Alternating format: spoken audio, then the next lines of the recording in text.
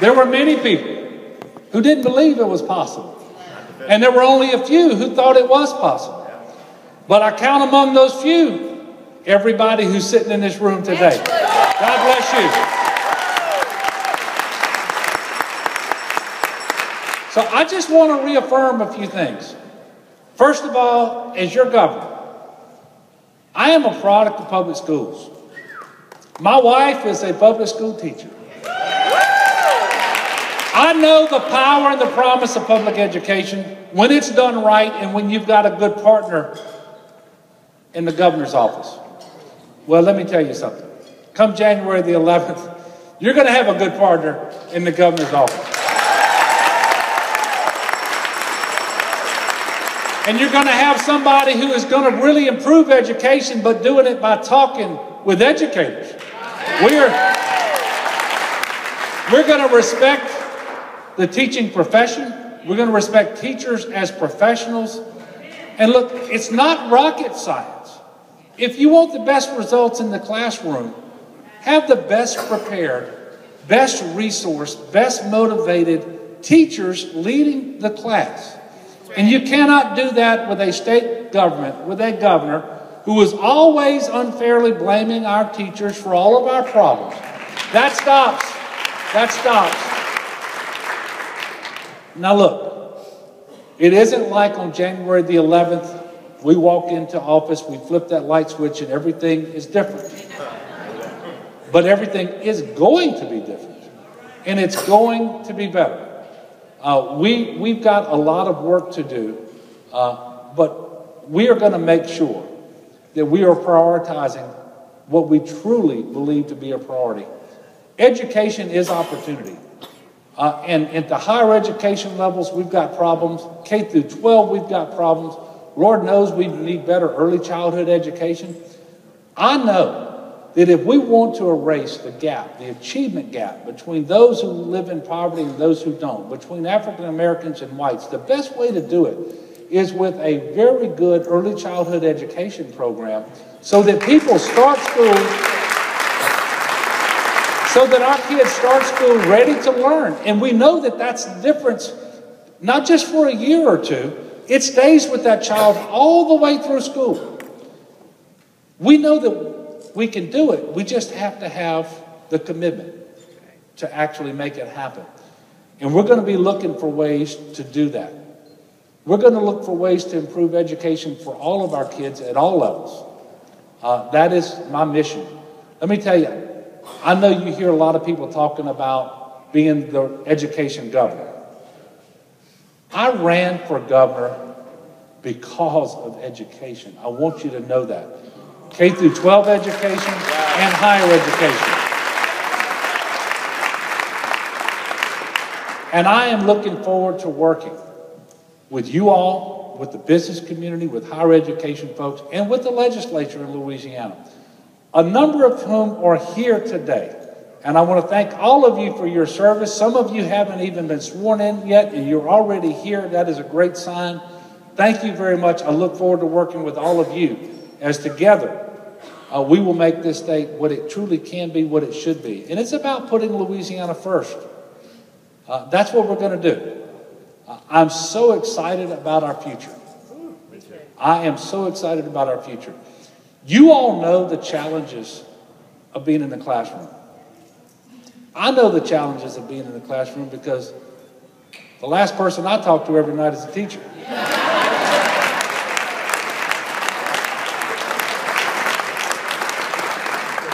And Donna couldn't be with me today, but she asked me to apologize to you all. She had not been home in so long that when we got home last night, things were not in order.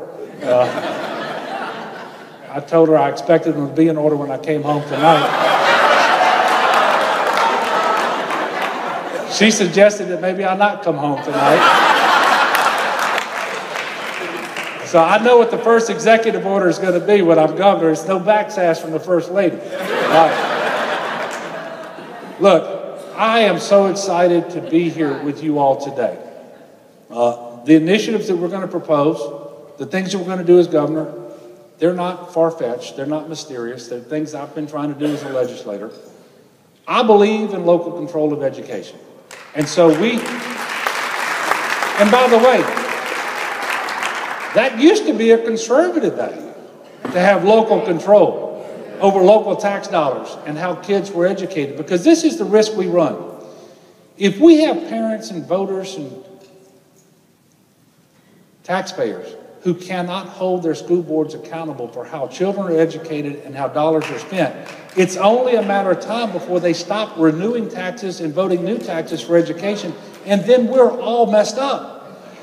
And so we've got to stop substituting the opinion of the Bessie Board in Baton Rouge for school boards at the local level when those school districts are performing well under our own accountability system.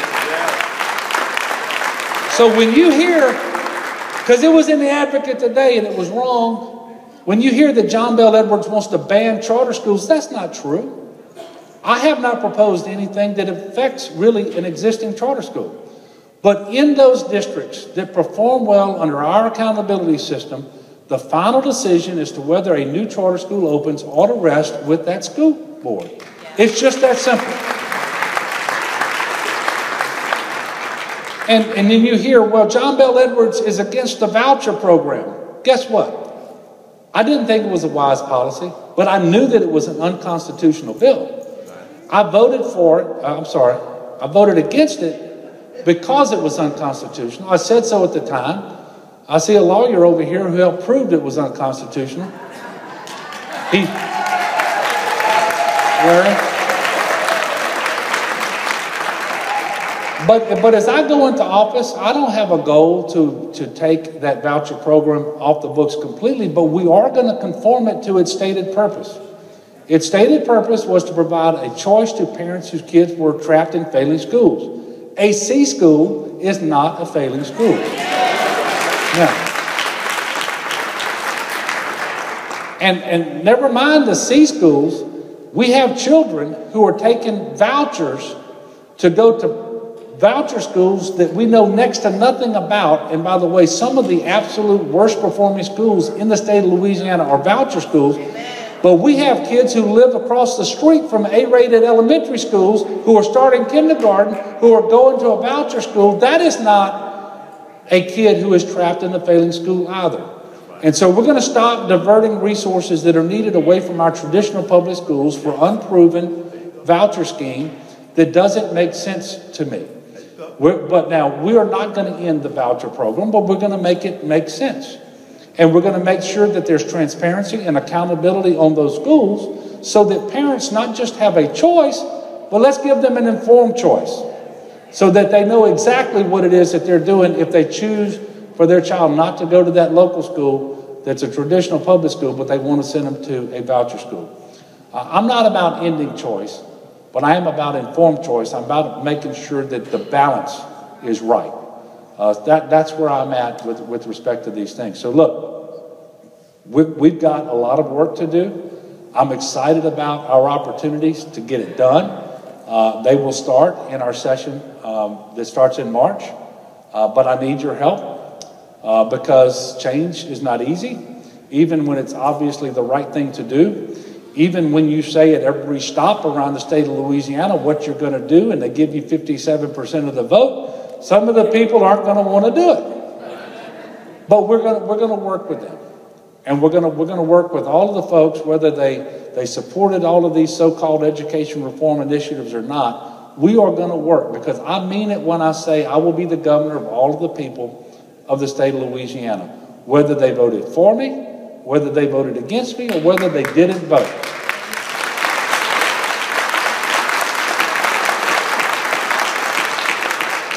And I believe in the correctness of my positions, and so I don't distance myself from them. I'm going to take the lead, and I will explain myself over and over and over and try to convince people that I'm right if necessary, but I need your help to do that.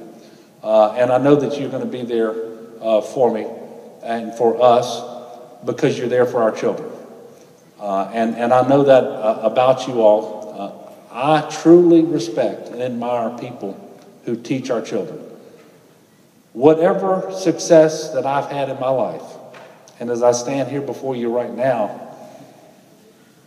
it's been pretty good. Whatever success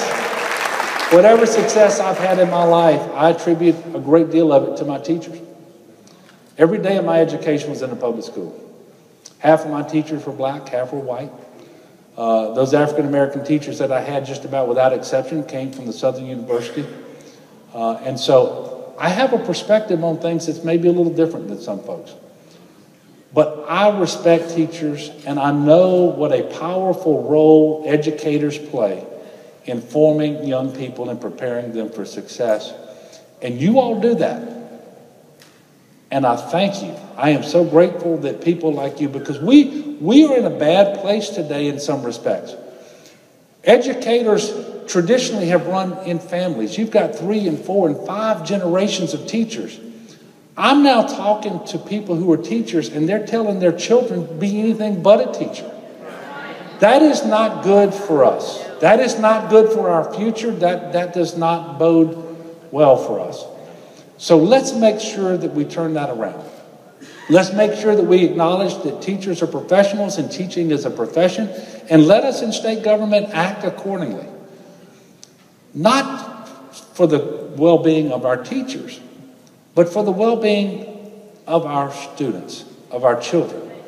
And you will never convince me that people go into education because they're not concerned about children. You're not going to convince me that because someone goes into education and happens to choose to belong to the Federation of Teachers or the Association of Educators, that means they're not concerned about children. That is wrong. That is wrong.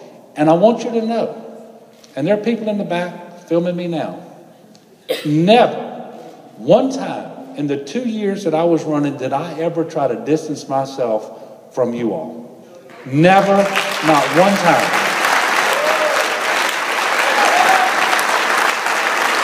And the fact of the matter is, when I'm talking to teachers around the state of Louisiana, the concerns are the same, and I don't know whether they have a union card in their pocket or not.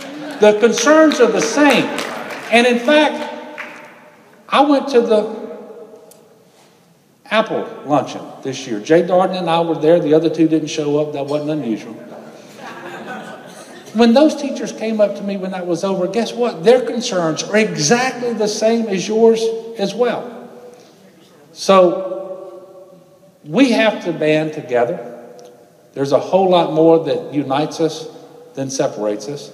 I'm so proud to see Scott Richard here today with the School Board Association. I'll tell you, Scott does a great job. There is so much more that unites us than separates you. And you know, that was one of the things that I told people. I said, well, look, you're just out there for the teacher unions. I said, well, wait a minute. I was a School Board Association Legislator of the Year, and aren't they management? And I said, I bet if you took a poll among the superintendents around the state of Louisiana, you'd find out that I got a lot of support from them too. And the School Principals Association this year made me their Legislator of the Year. So, what is the common denominator? The common denominator is I still believe in the power and the promise of public education. It's that simple. And I will today, and I will tomorrow, and I will the day after tomorrow. And together we are going to improve education for our children. But I do need your help, just like I needed your help in the election. I'm going to need your help over the course of this term. Make sure that your legislators are informed on the issues.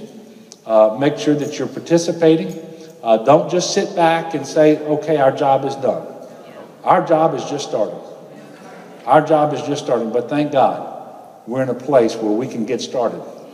And thank God we're going to be able to deliver for our children.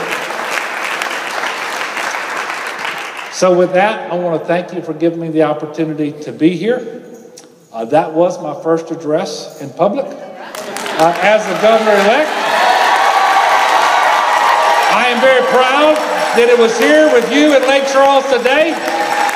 And I want you to go back to school on Monday of next week fired up and educate those children. Thank you very much. God bless you.